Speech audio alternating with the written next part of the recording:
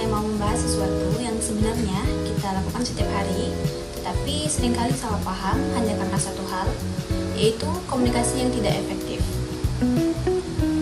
Nah, tema presentasi saya kali ini adalah komunikasi efektif, kunci sukses dalam etika dan pengembangan kepribadian. Jadi, yuk kita bahas sama-sama, biar komunikasi kita tidak hanya lancar, tetapi sampai dari hati ke hati. Materi yang pertama yaitu mengenai komunikasi efektif. Apa itu komunikasi efektif? Arti dari komunikasi efektif itu sederhana, teman-teman.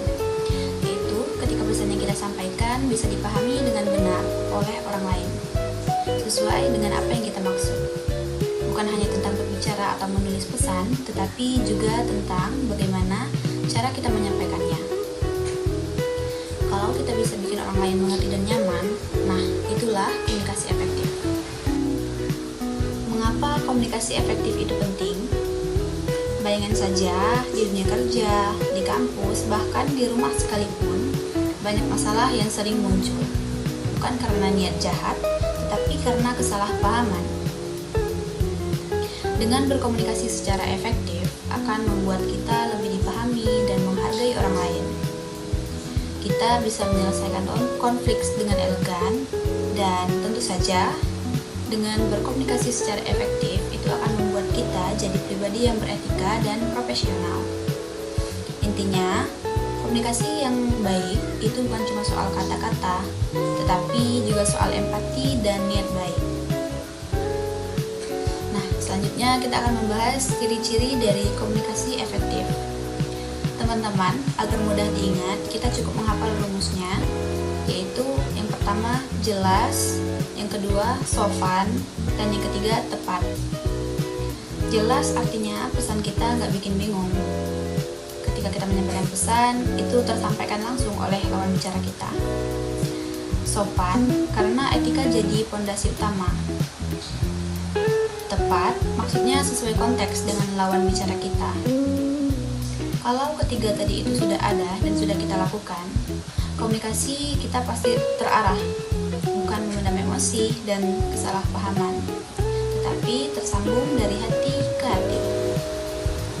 Hambatan dalam berkomunikasi.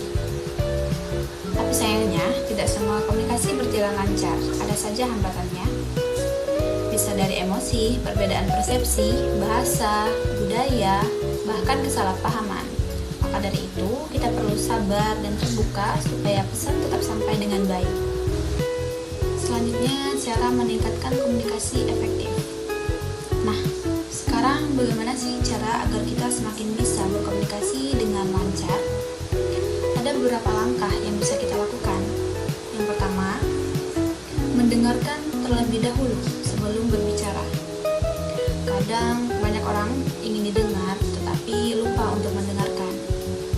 Yang kedua, gunakan bahasa tubuh secara positif dengan memberikan senyuman, anggukan, dan kontak mata. Hal ini akan membuat lawan bicara merasa dihargai. Yang kedua, sampaikan dengan empati. Tunjukkan bahwa kamu peduli, bukan sekedar berbicara. Dan yang ketiga, gunakan kata-kata yang sopan dan jelas. Jangan asal berbicara, apalagi di situasi formal. Nah, jadi teman-teman, komunikasi efektif itu bukan hanya kemampuan berbicara, tapi juga seni memahami manusia. Dengan komunikasi yang baik, kita bisa membangun hubungan yang lebih positif, menghargai perbedaan, dan menjadi pribadi yang beretika serta berkarakter kuat. Mungkin cukup sekian penjelasan dari saya. Terima kasih sudah menonton dan menyimak hingga akhir. Semoga bermanfaat dan bisa menjadi inspirasi buat komunikasi kamu ke depannya. Assalamualaikum warahmatullahi wabarakatuh.